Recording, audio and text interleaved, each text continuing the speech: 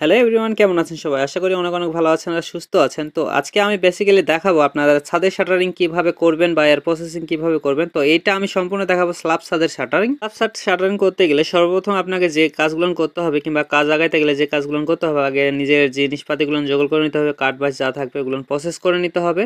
তারপরে আপনারা যে কাজটা করবেন, কাজে স্ল্যাব ছাদ শাটার করতে গেলে আপনাদের সর্বপ্রথম যে কাজটা করণীয় হবে, আপনাদের ছাদের তলিটা কয় ফিটে হবে, ঠিক আছে? তো আমাদের এখানে 9 ফিট 6 ইঞ্চিতে আমরা ছাদের তলি করছি। আর এটা কবলা, প্রত্যেকটা পিলারে আমরা কবলা মারছি হচ্ছে 9 ফিট 5 ইঞ্চিতে। উপরে 1 ইঞ্চি আমাদের এদিকে কাঠের হাইট হয়, তো ওই 1 ইঞ্চি আমরা ডাউন দিয়ে 9 ফিট 5 ইঞ্চিতে তলিগুলো লাগাই নিছি। তলি যেটা হয় ওটা তলি আমরা দেইনি, এখানে আমরা একটা করে 6 ইঞ্চি কাঠ যেটা চওড়া থাকে ওই কাঠটা জয়েন্ট দিয়ে আমরা তলি বানাই নিছি, ঠিক আছে? তো ওই তলিটা একটা কাঠ দিয়ে আমরা করছি, আর 10 ইঞ্চি তলি বানাইনি। অনেকে 10 ইঞ্চি তলি বানায়, সে তলিটা আমরা বানাইনি। এখানে 6 ইঞ্চি তক্তা দিয়ে ওটাকে লম্বা করে লাগা দিছি ওইটা।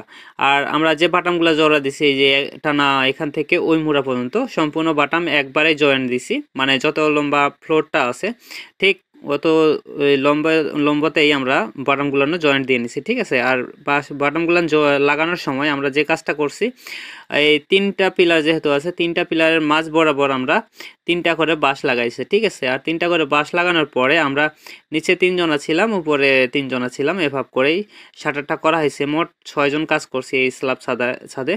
আমাদের টোটাল সময় লাগছিল 6 দিনের মতো। আমরা 6 দিনে মোটামুটি ক্লিয়ার করে ফেলছিলাম টোটাল শাটার, আর রড বাঁধতে লাগছিল 2 দিন। তো এটা আপনারও খুব অল্প সময়ে কাজটা করে নিতে পারবেন। তো এখানে যে বাঁশগুলো দিচ্ছি, এই বাঁশগুলান প্রত্যেকটা দিছি 28 ইঞ্চি করে, আর এক একটা বাঁশের মানে বাটামের দূরত্ব আপনাদের 28 ইঞ্চি করে ওইটাও আছে। 28 ইঞ্চি পর পর এক একটা আমরা চৌকাট, যেটা বলা হয় চৌকাট, লাগাইছি 2.5 ফিট। তো এখানে যে কবলাটা লাগাচ্ছি আমরা এই পাশের রুমের জন্য লাগাচ্ছি, এই পাশে আমাদের কিছু করা হয়নি, তো কবলাগুলো লাগাই নিয়ে তারপরে আমরা সম্পূর্ণ শাটার সেম পদ্ধতিতে করে নিয়েছি। এখানে আমরা বাটামগুলো আগে জয়েন্ট দিছি, তারপর বাঁশ লাগাই তলি লাগাইছি, তলি লাগানোর পরে বাটামগুলো আবারও ওখানে বাঁশ দিয়ে লাগাই দিছি। লাগা দেওয়ার পরে আমরা প্রত্যেকটা বাঁশের দূরত্ব, একটা বাঁশ থেকে আরেকটা বাঁশের দূরত্ব 28 ইঞ্চি করে রাখছি, ঠিক আছে? তো ওগুলো সম্পূর্ণ ক্লিয়ার করে নেওয়ার পরে আপনারা একটু লেবেল করে নেবেন। লেবেল করে নেওয়ার পরে অবশ্যই এই ছাউনিটা করবেন, ঠিক আছে? তো বাটামগুলো কিছু লেবেল করে নিতে হয়, তারপর ছাউনিটা করে দিতে হয়। তো এখানে আমরা সম্পূর্ণ ছাউনি করে দিছি পুরোটাই। তো পুরোটা ছাউনি করার পর তারপর দেখেন এখানে মোটামুটি কিন্তু অনেক সুন্দর লেভেল আছে, যেহেতু বাটামটা আমরা লেবেল করছিলাম তার জন্য এই আমাদের শাটারটাও লেবেল দেখা যাচ্ছে, ঠিক আছে? তো আমরা এটার করার পরে শীট যখন বিছাবো তার আগে আবারও এটা লেবেল করে দিব, একবার সঠিক নিয়মে লেবেল করে দিব।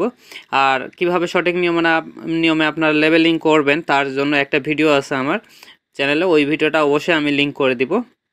আর ওইটা দেখে আপনারা কিভাবে লেভেল করবেন সেটা অভিজ্ঞতা অর্জন করে নিতে পারবেন। একবারে স্ল্যাব ছাদ অনেক সোজা শাটারিং করা, এটা আগায়ও অনেক।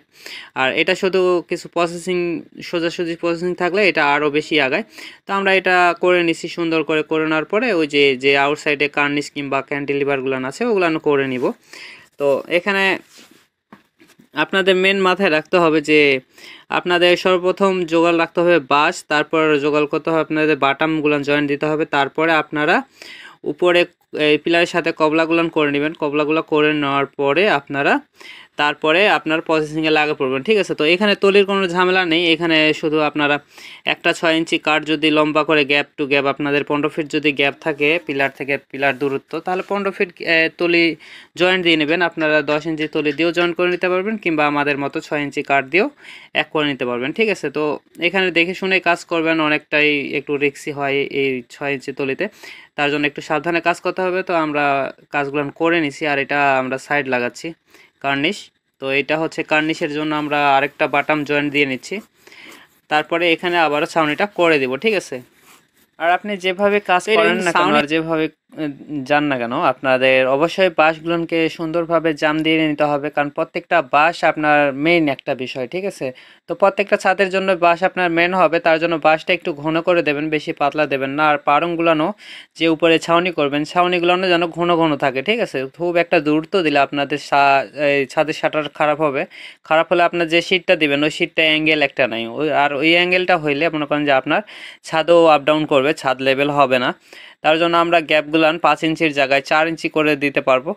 আর 6 ইঞ্চি কখনো দেওয়া যাবে না, 6 ইঞ্চি দিলেই আপনাদের রাউন্ড নিয়ে নেবে, ঠিক আছে? তো ওইটা খেয়াল রাখবেন। তারপরে তারপরে ছাউনিগুলো করবেন। আর বাঁশগুলো অবশ্যই আপনারা 28 ইঞ্চি করে দেবেন, তার যদি একটু কম দিতে পারেন তার জন্য আপনার আরও ভালো হবে।